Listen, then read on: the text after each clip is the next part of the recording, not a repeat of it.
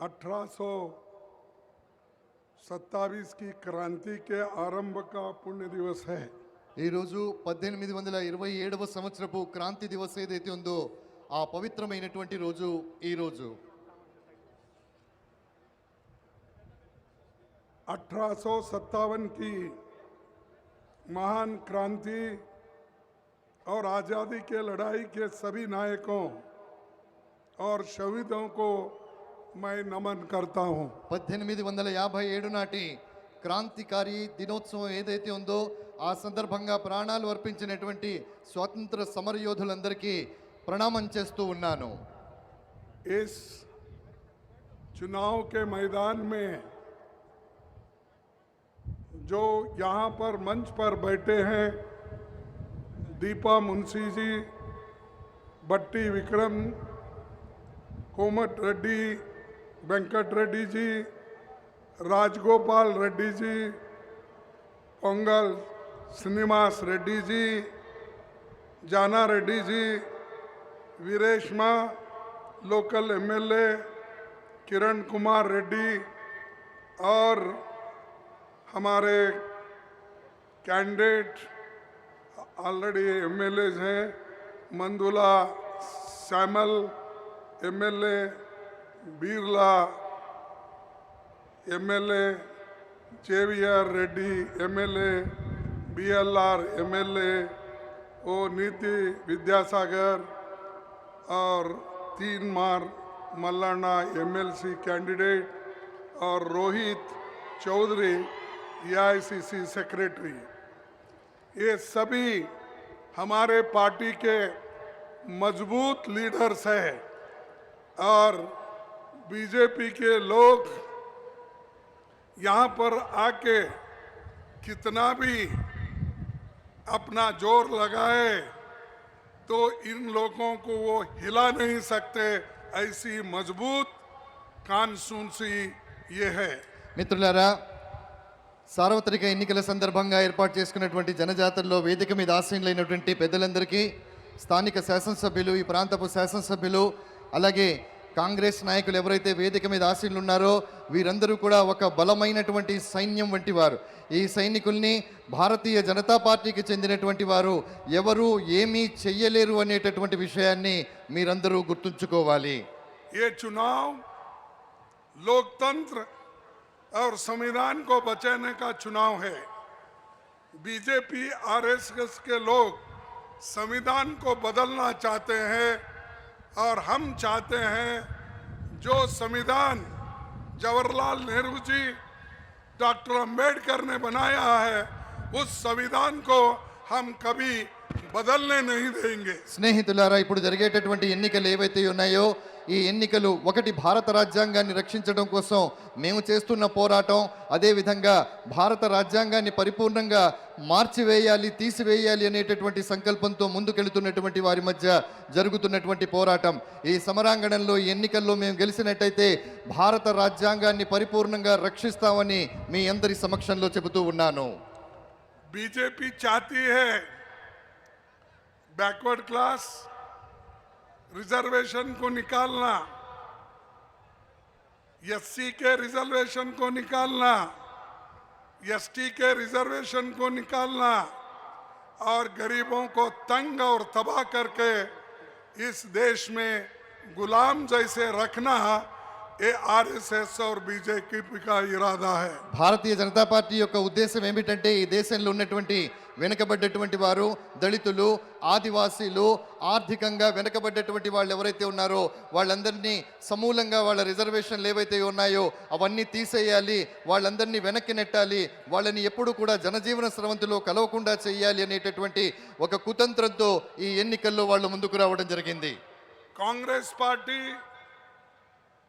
CPIM, CPI party और India गठबंधन के माध्यम से भारत के संविधान और लोकतंत्र की रक्षा के लिए भाजपा के खिलाफ हम सब लोग मिल के लड़ रहे हैं। ఈసారి జరుగుతున్నటువంటి సార్వత్రిక ఎన్నికల్లో కమ్యూనిస్ట్ పార్టీ వారితో అదేవిధంగా ఇండియా యొక్క కూటమితో వీరందరి భాగస్వామ్యంతో భారతీయ జనతా పార్టీకి వ్యతిరేకంగా మనం పోరాటం చేస్తూ ఉన్నాం. आप से मैं पूछना चाहता हूं, क्या इस देश के संविधान को आप बदलना चाहते हैं? మేము మిమ్మల్ని ఒక్కటే సూటిగా అడగాలనుకుంటున్నాను, ఈ దేశపు రాజ్యాంగాన్ని మీరు మార్చాలనుకుంటున్నారా? नो, నహీ, కాదా? जो नहीं बोलते हैं वो हाथ ऊपर करो. కాదు అనేటటువంటి వాళ్ళు రెండు చేతులు పైకెత్తి గాలిలో ఆడించండి.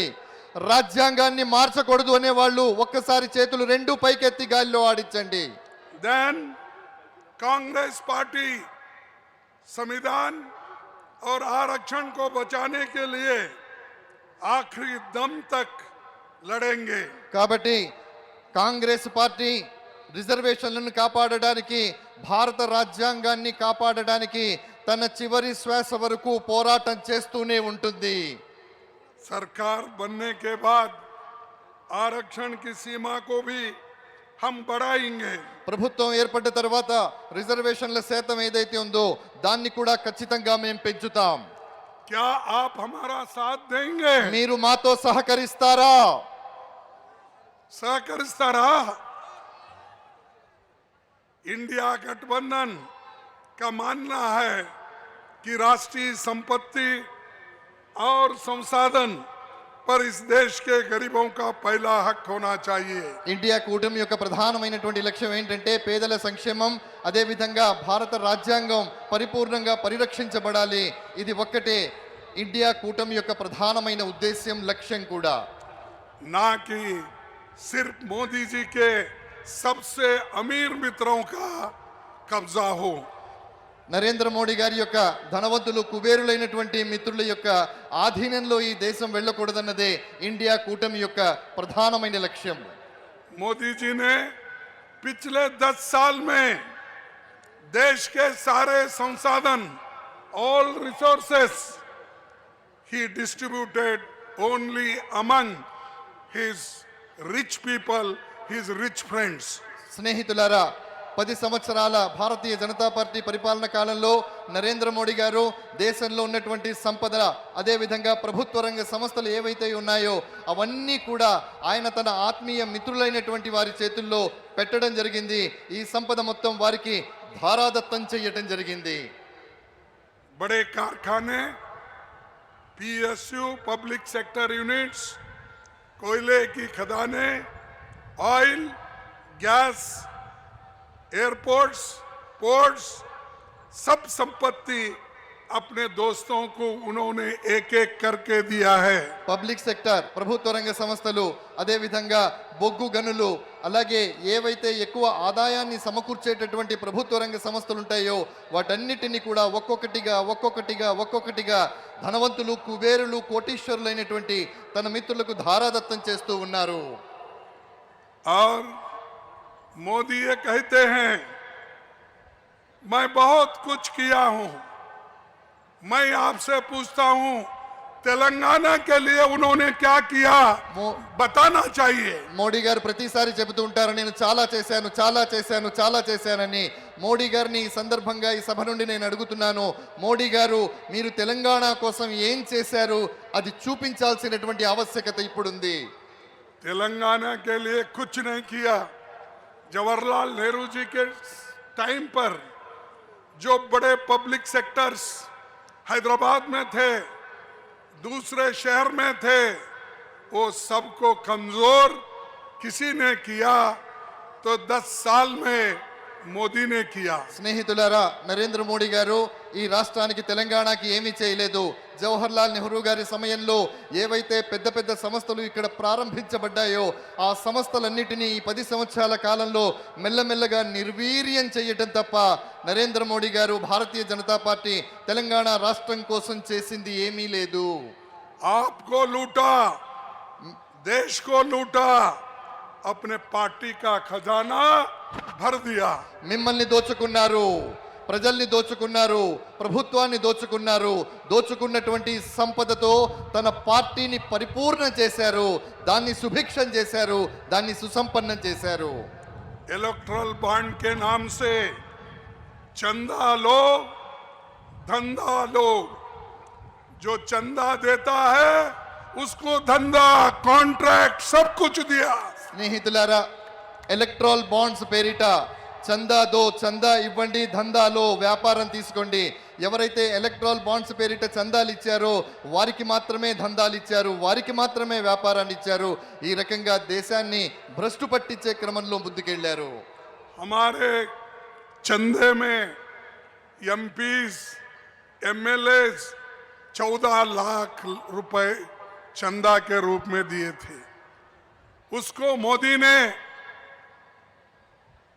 135 करोड़ पेनल्टी डाल के हमारे खाते को उन्होंने बंद कर दिया।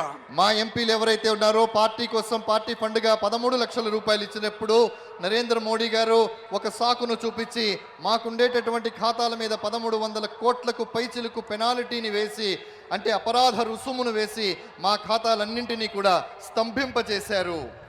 इस 10 साल में बेरोजगारी बढ़ी, महंगाई बढ़ी, किसानों की दुर्दशा, दलित आदिवासियों के साथ भेदभाव और महिलाओं पर अत्याचार चरम सीमा पर आ गई है। ఈ 10 సంవత్సరాల కాలంలో నిరుద్యోగం పెరిగింది, ఆకలి పెరిగింది, అదే విధంగా పేదరికం పెరిగింది.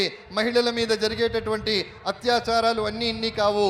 వీటన్నిటితో దేశం సిగ్గుతో తల వంచుకునేటట్టుగా చేయటం జరిగింది. मोदी जी ने कहा था ITIR, Bayyaram steel plant, Kazipet coach factory, इनमें से किसी एक का वायदा भी उन्होंने पूरा नहीं किया। यही दर्शाता है मोदी कितने झूठ बोलते हैं। ITIR, ఖాజీపేట కోచ్ ఫ్యాక్టరీ, అదే విధంగా బయ్యారం గనులు, వీటన్నిటికీ సంబంధించి నరేంద్ర మోడీ గారు చాలా వాగ్దానాలు చేయటం జరిగింది. కానీ ఏ ఒక్క వాగ్దానాన్ని కూడా పరిపూర్ణం చేయలేదు. ఈ ఒక్క విషయం చాలు నరేంద్ర మోడీ గారు తెలంగాణకు సంబంధించినటువంటి విషయంలో అబద్ధాలు చెబుతున్నారు అని నిరూపించటానికి. हल्दी बोर्ड 5 दिन में स्थापित करने का वायदा मोदी ने किया था। పసుపు బోర్డుని కేవలం 5 రోజుల్లో స్థాపిస్తాను అనేటటువంటి వాగ్దానాన్ని నరేంద్ర మోడీ గారు చేయటం జరిగింది. इस वायदे का हकीकत आप सबको मालूम हो गया। ఈ వాగ్దానం ఎంతవరకు నెరవేరిందో మీ అందరి కళ్ళ ముందే ఆ సత్యం ఉంది. वही कांग्रेस तेलंगाना सरकार ने 100 दिनों के भीतर बदलाव लाने का प्रयास किया। महिलाओं के लिए मुफ्त बस यात्रा दिया। స్నేహితులారా, అదే తెలంగాణలో మీరు స్థాపించి మీరు ఓట్లు వేసి గెలిపించినటువంటి మన ప్రభుత్వం, కాంగ్రెస్ ప్రభుత్వం ఏదైతే ఉందో, కేవలం 100 రోజుల్లో తాను చెప్పినటువంటి ప్రతి పనిని పరిపూర్ణం చేసే దిశగా సాగింది. 100 రోజుల పాలనలో మీరందరికీ నేను చెబుతూ ఉన్నాను, ఒకటి, మహిళలకు బస్సులో ఉచిత ప్రయాణ సౌకర్యాన్ని కల్పించడం జరిగింది. उचित प्रयाणों बस में है क्या पूछिए। ఉచిత ప్రయాణం అంటే బస్సులో ఎప్పుడైనా ఉచిత ప్రయాణం అనేటటువంటి ఆలోచన ఉండేదా? ఒకసారి మీరందరూ చెప్పండి గట్టి. ఉచిత ప్రయాణం అనేటటువంటిది మీకు దక్కుతుందా లేదా? మహిళా ఆడవాళ్ళకి విజ్ఞప్తి చేస్తున్నాం, మీరు బస్సులో ఉచితంగా తిరుగుతున్నారా లేదా? తిరిగే వాళ్ళు ఒకసారి చేతులు పైకెత్తి చూపించండి. राजीव आरोग्यश्री पहले 5 लाख था, अब कांग्रेस के हुकूमत में 10 लाख कर दिया गया। ये हमारी देन है। రాజీవ్ ఆరోగ్యశ్రీ గతంలో 5 లక్షల రూపాయలు ఉంటే 200 यूनिट बिजली मुफ्त मिल रही है। 200 యూనిట్ల ఉచిత విద్యుత్తు మీకు దొరుకుతుంది. गरीबों को 500 रुपए सिलेंडर, పేదవాళ్ళకి 500 రూపాయలకే గ్యాస్ సిలిండర్. बेघरों के लिए इंदिरम्मा हाउसिंग को मंजूरी दी गई। ఇళ్ళు లేనటువంటి నిరుపేదలకు ఇందిరమ్మ ఇండ్ల పథకంలో భాగంగా ఇండ్లు నిర్మించుకోవడానికి కావాల్సినటువంటి అనుమతులు ఇవ్వడం జరుగుతుంది. अब आने वाले 15 अगस्त 2024 तेलंगाना सरकार हमारे किसान भाइयों का कर्ज माफ कर देगी। స్నేహితులారా, 2024 ఆగస్టు 15వ తేదీ అంటే 2024 స్వతంత్ర దినోత్సవం రోజు నాటికి ఈ ప్రాంతంలో ఉన్నటువంటి రైతుల యొక్క రుణాలు పరిపూర్ణంగా మాఫీ చేయబడతాయి. निजाम शुगर मिल भी हम चालू करके दिखाएंगे. నిజాం చక్కెర కర్మాగారం ఏదైతే ఉందో దాన్ని కూడా మేము ప్రారంభించి చూపిస్తాం. ऑटो चालकों को सालाना 12,000 रुपए हम देंगे. ఆటో నడిపేటటువంటి ఆటో రిక్షా వాళ్ళు ఎవరైతే ఉన్నారో వాళ్ళకి సంవత్సరానికి 12,000 రూపాయలు ఇవ్వటం జరుగుతుంది. इसीलिए इंडिया गठबंधन के सरकार बनाना है.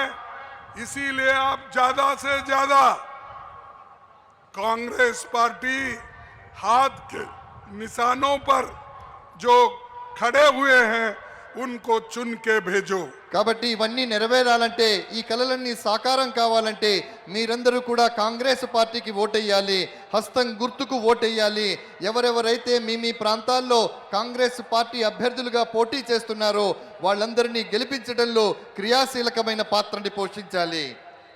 कांग्रेस सत्ता में आने के बाद 5 न्याय 25 गारंटी हम देंगे. కాంగ్రెస్ పార్టీ అధికారంలోకి వచ్చిన తర్వాత 5 న్యాయాలు అలాగే 25 గ్యారెంటీలను మీకు ఇవ్వటం జరుగుతుంది. जनगणना जातिवार हम कराएंगे और सबके लिए हम कुछ ना कुछ नई पॉलिसी करके उनका कल्याण करने की योजना हम करेंगे. కులగణన చేయటం జరుగుతుంది, జనగణన చేయడం జరుగుతుంది. తద్వారా ప్రతి వారు ఏదో ఒక విధంగా లబ్ధి పొందేలాగా అద్భుతమైనటువంటి ప్రణాళికల్ని రూపొందించడం జరుగుతుంది. फसलों को एमएसपी की कानून गारंटी दी जाएगी. खेती से जीएसटी हटाया जाएगा. స్నేహితులారా, ఎంఎస్పి అంటే కనీస మద్దతు ధర ఏదైతే ఉందో ఆ కనీస మద్దతు ధరను చట్ట పరిధిలో పరిష్కరించి అందరికీ చట్టబద్ధత ఇవ్వడం జరుగుతుంది. అదే విధంగా వ్యవసాయ ఆధారితమైనటువంటి పంటలు ఏవైతే ఉన్నాయో వాటన్నిటి మీద నుండి జిఎస్టి అనే పన్నుని రద్దు చేయటం జరుగుతుంది. मजदूरों को नरेगा योजना में हम 400 रुपए हर एक मजदूर को देंगे. మన్రేగా అనేటటువంటి పథకం ద్వారా అధికారంలో వచ్చిన తర్వాత ప్రతి కార్మికుడికి 400 రూపాయలు ఇవ్వటం జరుగుతుంది. 30 लाख वैकेंसीज जो केंद्र सरकार में है वो हम भर्ती करके हमारे नौजवान साथियों को हम जल्द से जल्द देंगे. కేంద్రంలో ఉన్నటువంటి 30 లక్షల ఉద్యోగాలు ఖాళీలు ఏవైతే ఉన్నాయో వాటన్నిటిని సాధ్యమైనంత త్వరగా నింపి నిరుద్యోగులందరికీ కూడా కేంద్రంలో ఉద్యోగ అవకాశాలు కల్పించడం జరుగుతుంది. हर गरीब परिवार, महिला मुखिया, head of the family, ladies, उनके बैंक खाते में सालाना 1 लाख रुपए हम देंगे. కులగణన జరిగిన తర్వాత ప్రతి ఇంటి నుండి ఎంపిక చేసినటువంటి ఇంటి పెద్ద ఎవరైతే మహిళ ఉంటారో వారి పేరిట బ్యాంకులో ప్రతి సంవత్సరం 1 లక్ష రూపాయల నగదు జమ చేయటం జరుగుతుంది. इस चुनाव के बाद बीआरएस की दुकान हमेशा के लिए बंद हो ఈ जाएगी. ఎన్నికల తర్వాత బీఆర్ఎస్ యొక్క దుకాణం ఏదైతే ఉందో అది శాశ్వతంగా మూతపడిపోతుంది. और बीआरएस इस इलेक्शन में वो इनडायरेक्टली बीजेपी के साथ रहने से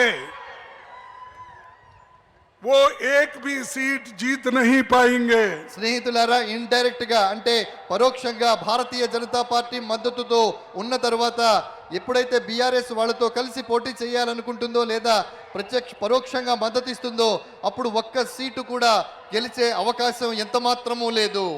केसीआर ने बीजेपी के संविधान बदलने का जो बात कर रहे हैं उसके बारे में उन्होंने कुछ नहीं किया. రాజ్యాంగాన్ని మార్చాలనేటటువంటి మాట భారతీయ జనతా పార్టీ చెబుతున్నప్పటికీ కూడా కేసీఆర్ గారు బీఆర్ఎస్ గాని ఎప్పుడూ దానికి వ్యతిరేకంగా నోరు మెదపడం లేదు, ఒక్క మాట కూడా మాట్లాడడం లేదు. कांग्रेस की 5 न्याय गारंटी, 25 गारंटी प्रधानमंत्री जी इतना डर गए हैं कि अब बात पर झूठ बोलकर लोगों को गुमराह कर रहे हैं। స్నేహితులారా, కాంగ్రెస్ ఇచ్చినటువంటి 5 న్యాయాలు 25 గ్యారెంటీలు విన్న తర్వాత ప్రధానమంత్రి గారు ఎంత భయపడుతున్నారంటే ఇప్పుడు వారు అబద్ధాలు కూడా చెప్పడం ప్రారంభించారు. मोदी के बातों पे लोग हंस रहे हैं। మోడీ గారి మాటల మీద ప్రజలు నవ్వుతూ ఉన్నారు. कभी मटन की बात करता है, ఎప్పుడైనా మటన్ మాట మాట్లాడతారు, कभी मुगल की बात करता है, ఎప్పుడైనా మొఘల్ సామ్రాజ్యం గురించి మాట్లాడతారు, कभी मंगल सूत्र की बात करता ఎప్పుడైనా है, మంగళసూత్రాల గురించి మాట్లాడుతూ ఉంటారు, कभी भैंस की बात करता है। ఎప్పుడైనా బర్రెల గురించి మాట్లాడతారు. ये है मोदी। ఇది మోడీ. मोदी छोटे छोटे बातों को लेकर लोगों को भड़का रहे हैं। చిన్న చిన్న మాటలు తీసుకొని మోడీ గారు ప్రజల్ని రెచ్చగొట్టే ప్రయత్నం చేస్తూ ఉన్నారు. और लोगों को ये कह रहे तुम्हारे पास 2 एकड़ जमीन है तो 1 एकड़ कांग्रेस वाले छीन के दूसरों को देंगे। ఎంతవరకు దిగజారి మాట్లాడుతున్నారంటే మీ దగ్గర 2 ఎకరాల భూమి గనక ఉన్నట్టయితే 1 ఎకరాన్ని కాంగ్రెస్ పార్టీ లాక్కొని అది ఇంకొకరికి ఇస్తారు అని కూడా చెబుతూ ఉన్నారు. अब 2 दिन के पहले कल यहाँ पर मैं समझता हूँ शाह आए थे, कल ही आए ना, कल शाह आए थे और मोदी जी अब उधर तेलंगाना में वो एरिया में फिर रहे हैं। वो क्या बोले तो उन्होंने बोला अदानी अंबानी के बारे में कांग्रेस वाले कुछ नहीं बोल रहे क्योंकि ट्रक भर के टेम्पो भर के पैसे कांग्रेस के पास जा रहे हैं, इसीलिए कांग्रेस वाले बात नहीं कर रहे। ये बात उन्होंने बोली। నిన్న అమిత్ షా గారి ప్రాంతానికి వచ్చారు. మోడీ గారు తెలంగాణలోని వివిధ ప్రాంతాల్లో పర్యటిస్తున్నారు. వారు వచ్చినప్పుడు చెప్పిన విషయం ఏమిటంటే ఇప్పుడు కాంగ్రెస్ ఆదానీల గురించి కానీ అంబానీల గురించి కానీ మాట్లాడడం లేదు, ఎందుకంటే కాంగ్రెస్ వాళ్ళకి ట్రక్కుల నిండా డబ్బులు వాళ్ళు పంపిస్తున్నారు అని చెప్తున్నారు. స్నేహితులారా, మిత్రులారా, ఇలాంటి చిన్న చిన్న విషయాల పట్ల ఇలాంటి చిన్న చిన్న మాటలతో ప్రజల్ని రెచ్చగొట్టేటటువంటి ప్రయత్నాన్ని వాళ్ళు చేస్తూ ఉన్నారు. मैं पूछता हूं मोदी और शाह को, अरे भाई ट्रक से अगर पैसे आ रहे हैं, टेम्पो से पैसे आ रहे हैं, ऑटो में पैसे आ रही हैं, तो तुम क्या कर रहे थे? స్నేహితులారా, ఈ సందర్భంగా నేను అమిత్ షాని మోడీ గారిని వేదిక మీద నుండి ప్రశ్నిస్తున్నాను. కాంగ్రెస్ పార్టీకి టెంపోలలో ఆటోలలో ట్రక్కులలో డబ్బులు వస్తూ ఉన్నప్పుడు మీరు ఏం చేస్తున్నారు అక్కడ కూర్చొని అని? क्या कर रहे थे ఏం చేస్తున్నారు? मैं पूछ रहा हूं। और अगर आपके पास हिम्मत है, जाओ अदानी और अंबानी को ईडी और इनकम टैक्स की धाक डालो, रेड करो, పకడో ఓ పైసే. మీకు గనక ధైర్యం ఉన్నట్టయితే ఆదాని అంబానీల మీద ఈడీని పంపించండి, రైడ్ చేయించండి, వాళ్ళ దగ్గర ఉన్నటువంటి ఆ డబ్బులు ఏవైతే ఉన్నాయో వాటిని పట్టుకొనే సాహసాన్ని చెయ్యండి అని అంటున్నాను. भाइयों, मोदी सिर्फ बात करते हैं, मैं सिर्फ 3 मिनट मिलता, 2 मिनट में खत्म करता हूं। मोदी जी ये बोल रहे थे, पहले इलेक्शन में बोले मैं 15 लाख रुपए हर एक के जॉब में डालूंगा, बाहर से काला धन लाऊंगा। क्या 15 लाख आपको मिले? బయట నుండి నల్లధనాన్ని తీసుకొస్తాను, ప్రతి వాళ్ళకి 15 లక్షల రూపాయలు ఇస్తాను అన్నారు. మీకెవరికైనా 15 లక్షల రూపాయలు వచ్చాయా? आपको मिले? మీకు వచ్చాయా? नहीं मिले। 2 करोड़ नौकरियां हर साल देने का वायदा किसने किया था? 2 కోట్ల ఉద్యోగాలు ప్రతి సంవత్సరం ఇస్తాననే వాగ్దానాన్ని ఎవరు చేశారు? मोदी ने किया था। మోడీ గారు చేశారు. दिया 2 करोड़ नौकरी? 2 కోట్ల ఉద్యోగాలు ఇచ్చారా? नहीं। ఇవ్వలేదు. तो ये भी झूठ बोला। एमएसपी और किसानों की आमदनी मैं डबल करूंगा, ये कहा कि नहीं कहा? కనీస మద్దతు ధర ఇస్తానని, రైతుల ఆదాయాన్ని రెట్టింపు చేస్తానని ఆయన అన్నారా లేదా? అన్నారా లేదా? అన్నారా? अरे ये तो इतना झूठ बोलता है मोदी, झूठ के ऊपर झूठ, झूठ के ऊपर झूठ। इसीलिए मैं कहता हूं मोदी जी ये झूठों के सरदार है। మోడీ ఎంత అబద్ధాలు చెబుతారు, ఎన్ని అబద్ధాలు చెబుతారు, ఎన్ని అబద్ధాలు చెబుతారంటే అబద్ధాలు చెప్పేటటువంటి వానికి నాయకుడు ఎవరైనా ఉన్నారు అంటే అది మోడీ అని నేను అంటాను. मोदी जी का एक सीट, बीजेपी का एक सीट तेलंगाना में नहीं आना चाहिए। మోడీకి ఒక్క సీటు, బీజేపీకి ఒక్క సీటు ఈ తెలంగాణలో రాకూడదుగాక, రాకూడదు. अगर आया तुम्हारा लोकतंत्र खतरे में है। ఒకవేళ వచ్చినట్టయితే మన రాజ్యాంగం అభద్రతలో పడ్డట్టే. अगर आया तो हमारे जो संविधान है वो खत्म हो जाएगा। వచ్చినట్టయితే మన రాజ్యాంగం ఏదైతే ఉందో ఆ రాజ్యాంగం పూర్తిగా సమసిపోతుంది, రద్దు చేయబడుతుంది. अगर वो फिर हुकूमत में आया तुम्हारे फंडामेंटल राइट्स चले जाएंगे। ఒకవేళ మళ్ళీ గనక వారి ప్రభుత్వం వస్తే మీ ప్రాథమిక హక్కులు ఏవైతే ఉన్నాయో అవన్నీ కూడా హరించబడతాయి.